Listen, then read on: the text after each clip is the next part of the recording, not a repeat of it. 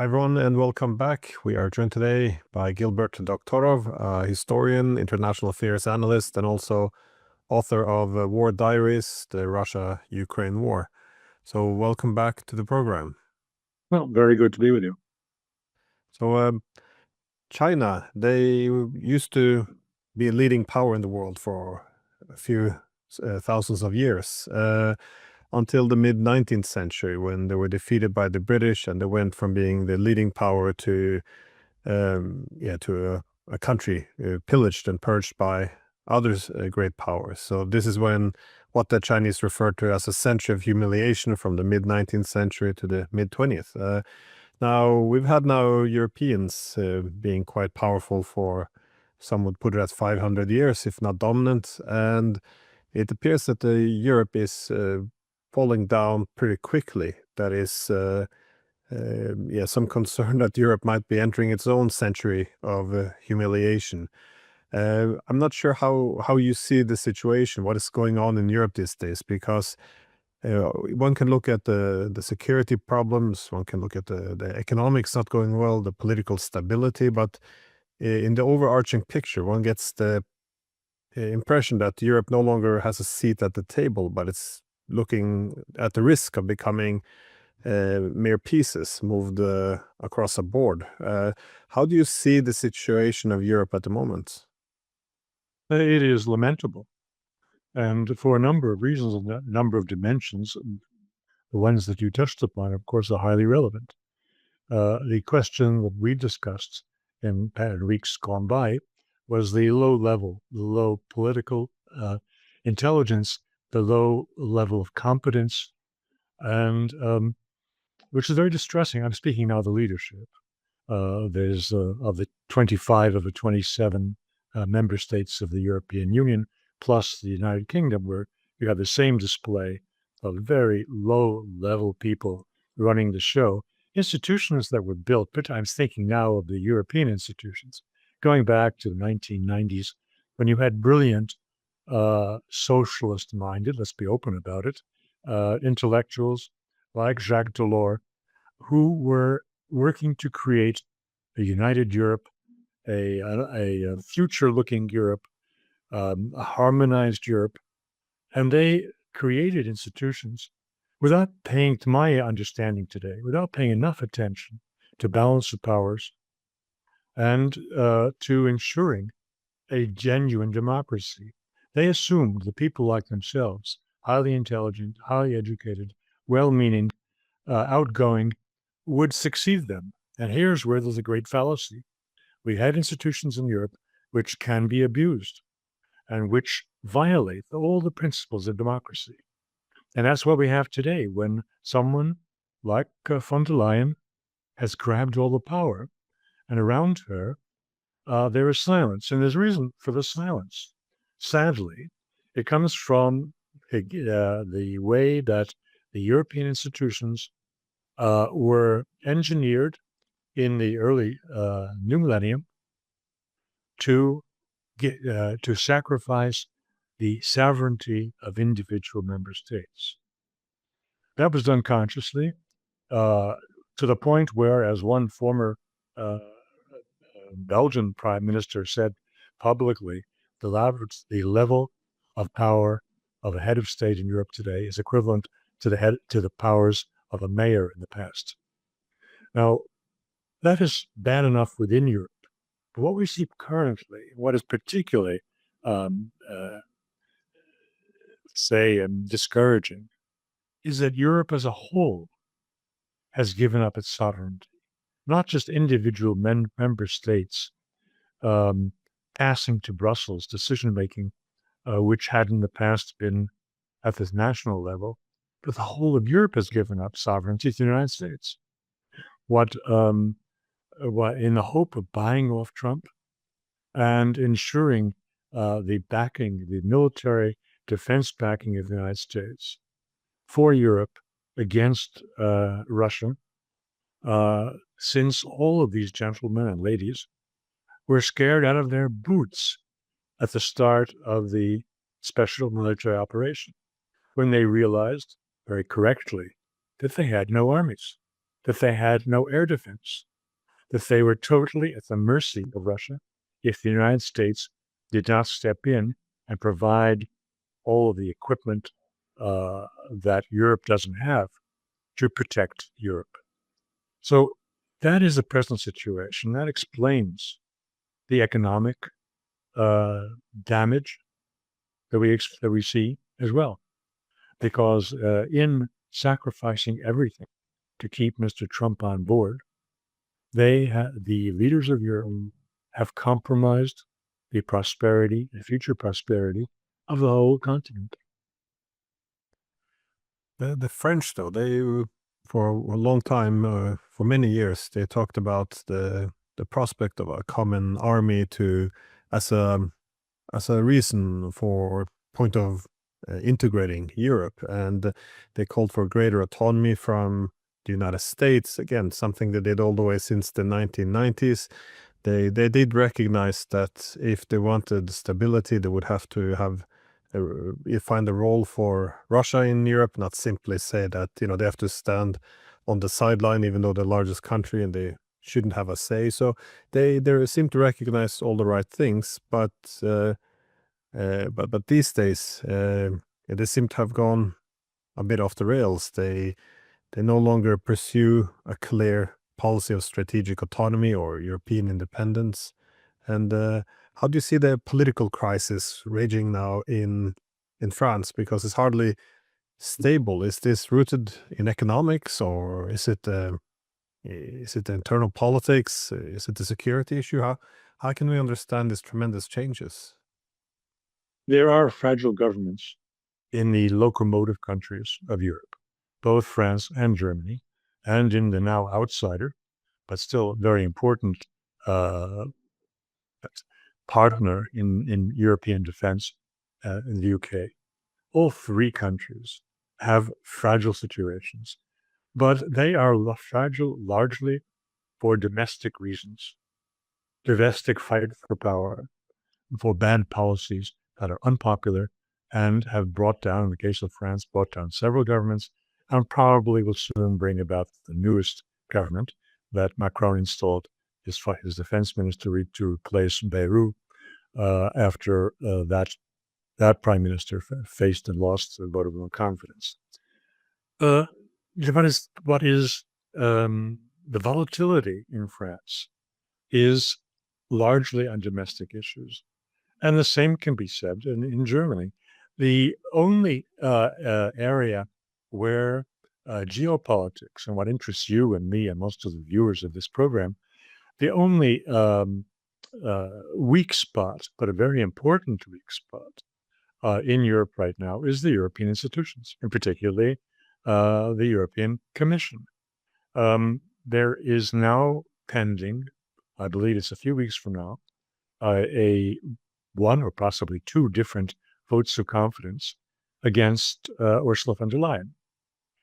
And the most important one is was introduced by Viktor Orban, by his group called the Patriots for Europe, which I think it has about a quarter of the members of the European Parliament are announced themselves as members of this bloc. And it comes from his confidence in making this a direct attack on von der Leyen, comes from a victory he was given by the European Court of Justice over the punishments, withholding of funds, the kind of blackmail that von der Leyen has used against Hungary to punish them for violating the Brussels-made rules on immigration, which are very lax and which Hungary, Orban government disagrees with, and has established in Hungary much harsher rules for admitting immigrants or refugees or whatever you want to call them. He won that. And this was quite dramatic. And since this is not the first time I mentioned this, nor is it the first time I'm mentioning on air the pending votes of confidence, I want to explain, since people have asked, Mr. Doctor, where's your source, the Financial Times? So I'm not relying on alternative media for these basic facts. That he won a victory, Orban, and that he's pursuing her. It's not the only case, but having spoken about 10 days ago with a very well-informed and non-aligned, there that limits the possible people I'm talking about to 30 in the European Parliament. But one of them spoke with me and said that he believes that Ursula will be thrown out of office within 6 months. It could be she'll be thrown out of office within 2 weeks or 3 weeks. What that means is the whole commission will go. Now, I don't mean to say that the European Parliament would change from its present globalist, anti-Russian, very censorious policies to something more civilized and looking for peace on the continent. That isn't going to happen overnight.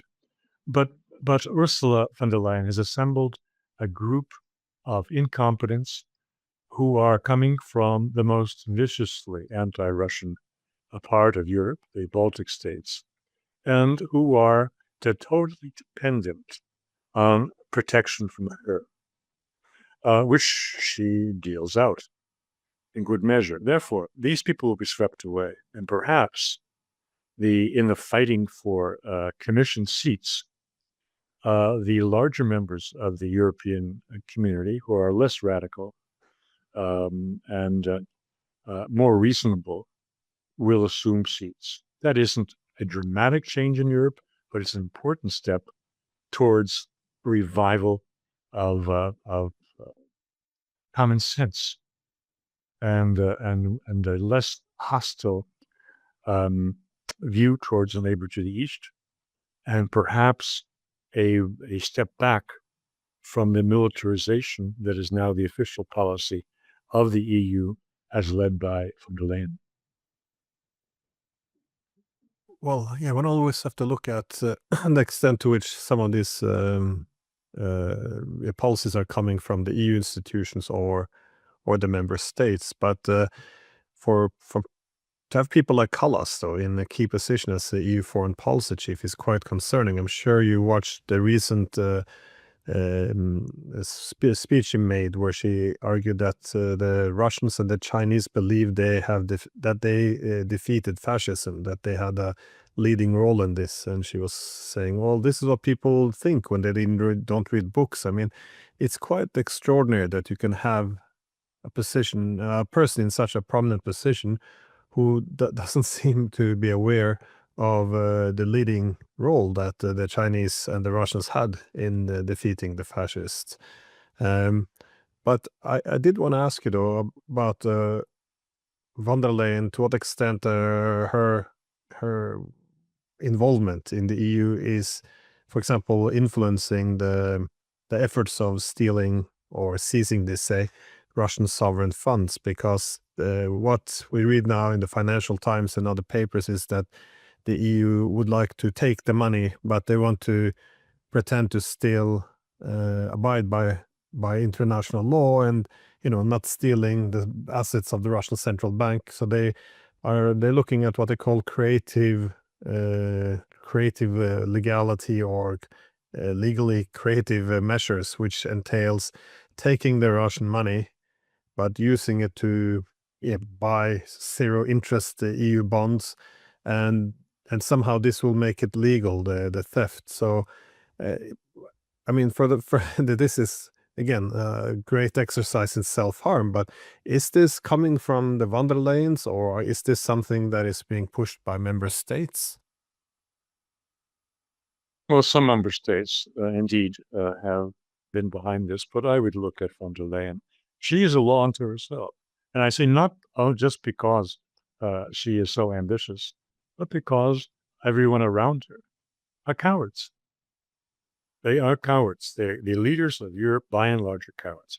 Now, when you mentioned the policies in Europe, and we're speaking about EU member states, I want to take a step aside. And what is the UK doing? And I want to reflect on what King Charles said in the banquet the state banquet with 160 invitees that took place yesterday in honor of Donald Trump.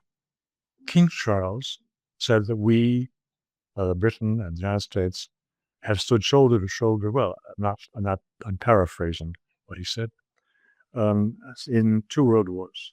And now we stand together to protect Europe from well, what was his word? Tyranny, was it? Yeah, tyranny, exactly right. Tyranny. There you have it in a nutshell. England, this is coming from Starmer, but it's not just from Starmer, from most of the British elites and governing class, whether they call themselves Labour or call themselves Conservative. They have this deeply distorted, propagandistic approach to security in Europe.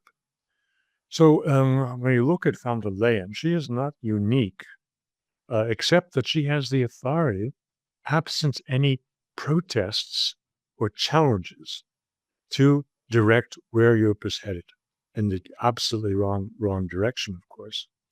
And that is what the fulcrum may shift if she loses a vote of no confidence. And I'm told that she held on by her fingernails in the last vote of confidence, which is over her handling of contracts for the COVID vaccine, and then lack of transparency in the negotiations, and actually the violation of her authority as Commission President. So this vote, which will also have transparency among the non-transparency as a fundamental accusation against her, it may go against her. We'll see. But looking at France, yes, the French government may fall. And indeed, even Mr. Macron, who, according to the French constitution, has royal powers essentially for 5 years, theoretically he cannot be removed. But he may go because his unpopularity is so overwhelming. It all depends on the intensity of the demonstrations that have begun in France over the new government and over policy, the budget, and so forth. They will not name militarism and his budgetary plans to increase spending on arms and on Ukraine, while everything else in the budget is slashed. It may not be over that, but at the end of the day, who cares? If he falls, he will not be replaced by anyone who is so pig-headed and unrealistic as he is, and that can only be to the good. As for Mr. Merz, he is of course doing better. They just had state elections in Germany, in the Western Länder, and for his party, they claimed great satisfaction that they hadn't lost any seats. They held their own in percentage voting of the votes. However, their coalition partners, the SPD, the socialists, took a beating, and the main beneficiary of the lost seats of the socialists was the Alternative for Deutschland, this Alice Weidel, who is picking up more power. And the question is, at what point will the fragility of the coalition be its downfall, and the chancellor be forced to call new elections, as a result of which is very likely we'll see him removed from office, simply because it became apparent not long after his taking power that he is deeply unpopular. So a change in Germany, of course, would also be a great benefit to those of us who are hoping for a return to sanity, as opposed to what he's been saying of late about Russia, about Europe's defense needs. Indeed, Europe needs defense needs. And going back to your remarks, the question of a European army, indeed, that goes back decades. I was looking not long ago at, I think it was 2014, 2015, there was a study by CEPS, a think tank, a major think tank in Brussels, which had Solana, the former head of diplomacy and foreign and military policy of the EU. He headed it, and other people of great experience in the EU institutions were on the team performing this study of a European army. A result of which was the conclusion that yes, we can try to proceed with this, but we don't have the money. This sounds very familiar, judging from 2025. They don't have the money, and they also didn't have a consensus of what they need, because going back several decades, the issues in Europe over a united army were who's the enemy? Where are the threats coming from? Spain and France looked south traditionally. Germany looked east traditionally. And the needs, the military needs for these different threats is entirely different. That was a major impediment back then to creating a European-wide army. And I don't know that has been resolved or can be resolved. Well, that is a key problem, though, for for Europe. I mean, this the unity or relative unity we've had across Europe since World War II. It is unusual for our continent, and it's worth looking at the distribution of power that actually happened, because in the bipolar world, the Europeans had to unite under the leadership of the United States because of the obvious threat from the Soviet Union. And then that was replaced with a unipolar world after the Cold War. And this, I think, was organized around the principle of collective hegemony or unipolarity for the United States, with the Europeans aspiring to be its equal partner through the collective bargaining power in the European Union.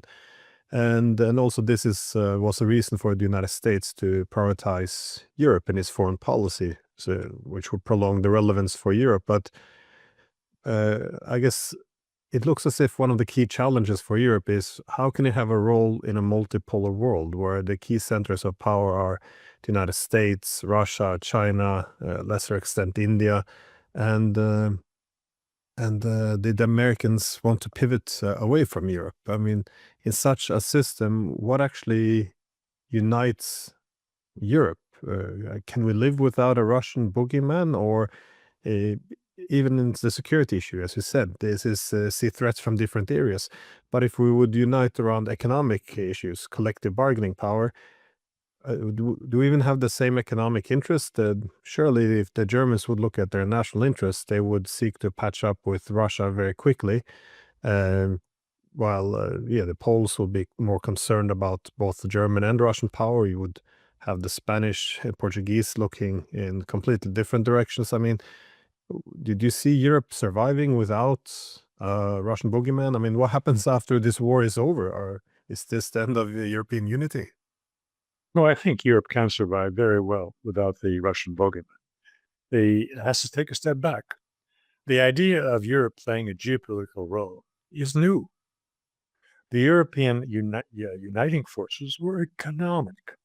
Now, if that sounds weak, let's remember that until the United States started poking the Chinese in the eye, China was very happy to be an economic force and not a military force. Now, same thing with Europe. There is nothing to be embarrassed about by not looking to be a self-standing worldwide policeman, and to be one of the world's largest economies and most attractive and vital economies. Not to mention the cultural factor. I'm speaking to you today from Venice, and the cultural factor is all around me, and it's not bad. It's brought in hordes of American tourists right now, even at the end of the season. That's what Europe was until they got it into their heads, and this is partly the achievement of Ursula von der Leyen, that Europe has to be a geopolitical force. Wrong. They don't need a bogeyman in Russia. They can do very well just being one of the world's biggest economies, the biggest and the most attractive markets, and center of a center of global civilization. That's my answer to your question. Well, one of my favorite scholars on European integration is David Mitrany, who wrote back in the 1960s that well, he predicted that Europe could take two paths towards integration. He called one the functionalist, where they would integrate in areas where it delivered specific benefits in terms of good governance, security, or economic competitiveness, and in other words, the form would be dictated by the purpose. And then the alternative model he called the federalism, where he already had a goal in terms of form. He would want to centralize power and create the United States of Europe. And in this area, you would look for areas to integrate for the mere purpose of integrating, irrespective of serving economic or security interests. And I guess his prediction was that many of the Europeans, and then especially the Germans, would push for the federalist model, that is the United States of Europe. And his prediction was this would not actually look like the United States of America, but more like Soviet Union, because it would it would force the integration through. So if it doesn't make sense, if you can't convince the public that this delivers better economic benefits or security benefits or better governance, then it would have to be more or less forced and not responding to the national interests. And this would then fuel a lot of resistance over time. It seems, at least to me, that some of these predictions seems kind of fair. But do you see any signs, I guess, of a pre-revolutionary moment in Europe, that is the political leadership lacking in legitimacy, people willing to experiment with radical alternatives? I'm not sure I put AfD necessarily in radical, but um, what are you expecting, I guess, over the months ahead?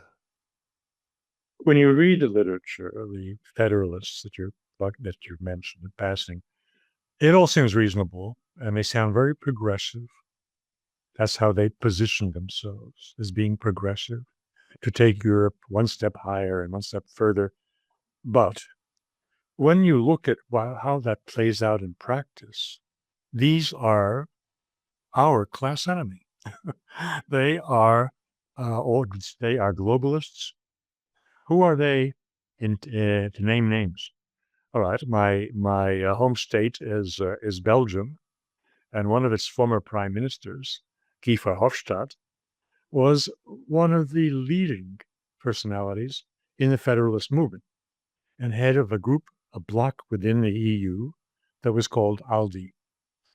And that group, after Mr. Macron came to power, merged with Macron's reform group, forming a very significant bloc in the present-day parliament. And they are all federalists. Now, when you look at what those federalists want to do and what Verhofstadt wanted to do, he and their group were talking exactly the talk of von der Leyen. It's a continuum of all of the ideologically driven anti-Russian, uniting around the enemy, about opposition to that enemy, that we see around us today. So these principles, which sound very nice to a political scientist, are not self-standing. They are attached to a whole worldview in other domains, economics and sovereignty and open immigration. There's no borders. All of these things come together in the persons of the champions of federalism. Now, it may be an accident, or it may be that there's something deeply philosophical uniting these trends. Well, I'm glad before you mentioned Britain, because it kind of takes me to my last question. That is, with this comment of tyranny, we see that, well, historically, when countries are ramping up for war, they like to present conflicts very much one-dimensional in terms of black and white, good versus evil, to rally support and discredit any dissent. But once there's defeat or doesn't look like it's going our way, you would expect the rhetoric to change a bit along the lines of the United States now that they're recognizing the war hasn't gone that well. You would then begin to humanize your opponent. You would identify legitimate security concerns of the other side and look for ways to harmonize interests, because you can't really harmonize when there's a struggle between good and evil. Yet, as you mentioned from the United Kingdom, that is still talking about tyranny, the fight against tyranny, as if this is some cosplay or replay of World War II. How do you see the possibility of, I guess, new political forces emerging in this climate? Because at the moment, anything is seen as treasonous. Any political force coming up opposing the war rhetoric would be seen as more or less traitors, Putinists, apologists for Russia. They don't care enough about Ukraine. Do you see anyone in Europe possibly breaking through this? Because anyone who seems to want to have a serious chance of challenging the status quo kind of has to fall in line with this rhetoric that they're fighting against the most recent reincarnation of Hitler. Well, we know that there are at least two personalities. I spoke of 25 out of 27 European leaders who are incompetent or caught happily living in a bubble of propaganda. I didn't include two. That is Mr. Orban and Mr. Fico. So they are sane people who appreciate what you're just saying. Coming back, though, to Britain, it is a really sad case. They are the biggest foot draggers in a return to realism. And the remarks which King Charles was hand-fed by his government, which is normal, that's the way it goes. It's been going in Britain for a couple of hundred years, and the speeches are written by the government. But I suspect that Charles himself deeply feels the same way. And they're going to be the last to be pulled screaming and shouting into the new world, which is possibly coming rather quickly if the Russians continue their acceleration of their offensive in Ukraine. I am hopeful that these things will come together, but as I said, there are different levels of the cause for optimism. The greatest one, because it's directly on the geopolitical issue, is in the EU institutions. The luck element of Europe turning away from its present policies to something more reasonable and realistic are in the three key countries that we discussed. I really have nothing further to add on that issue. We keep our fingers crossed, but then, frankly speaking, I've been keeping my fingers crossed on various hopeful signs, either in the U.S. or in Europe, for the whole duration of the special military operation. These hopeful things have not panned out, but I think we're coming to the end where this optimism will finally be rewarded. Well, on that, let me just add the last follow-up question here, because Yeah. I've listened to people like Alistair Crook, who's also been a British diplomat for a long time, and kind of people like him, they expect that what is required for Europe to essentially wake up from its 30-year slumber, or dreaming away about this end of history and its enduring central role in the world, is an actual a big defeat, or at least feeling the consequences of its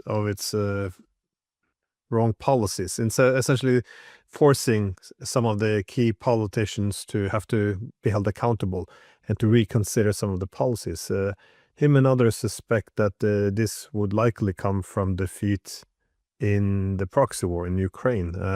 So since you mentioned that we might be reaching the end of this, do you see a critical shift on the battlefield given, I mean, there's been this gradual disintegration or collapse or weakening at least of the Ukrainian army, but it does appear that this, what we're witnessing now, is something, well, quite fatal. Well, yes, I've said for some time that I expect the war to end in a political collapse in Ukraine, not in the whole army running the other way, and or holding up white flags. I don't think that's going to happen. But the losses are so considerable, the inability to cover the holes in the front are so obvious to everyone now that I think the end of the war is nigh. How the war ends, in what kind of a document, to what extent there will be general recognition of Russia's basic objectives as legitimate, that remains to be seen. It is very hopeful that Mr. Trump has done as you've said, has begun to humanize the enemy, and has denied the latest false flag operations, these drone attacks in Poland, Romania. This is all to the good. It doesn't solve all problems, but just to take a step back, just looking at European history and the Dickens' famous line about from the French Revolution, the best of times and the worst of times, it always was that way, and probably always will be that way so long as human beings are around. And again, what I see around here in this hub of European culture is something so attractive and so sublime that it addresses all people who have open ears and open eyes. The collapse of European civilization is certainly exaggerated as an issue. And I believe even in Europe, even in Russia, of course, any Russian viewers watching this will immediately attack me over this. But it's not just fifth column people in Russia who have great love for European culture and feel themselves to be Europeans. That is an absolute truth. So it'll take time to heal the wounds, but they will be patched up. And therefore, I'm not pessimistic for the long run about Europe coming to its senses and saving for itself a place in the world, not a geopolitical place in the world. That's clear. Well, I hope you're correct. I would like to see some revival in Europe, but I do think that the secret, though, is to start to look for ways of reviving Europe as a non-hegemonic power, not out of some idealist aspirations, but simply as a recognition of reality, because I think this ignoring reality is coming at an increasingly high cost. So, but rarely we end on a very positive note. So on the possible revival of Europe, it looks like a good place to wrap up. Well, we're in complete agreement.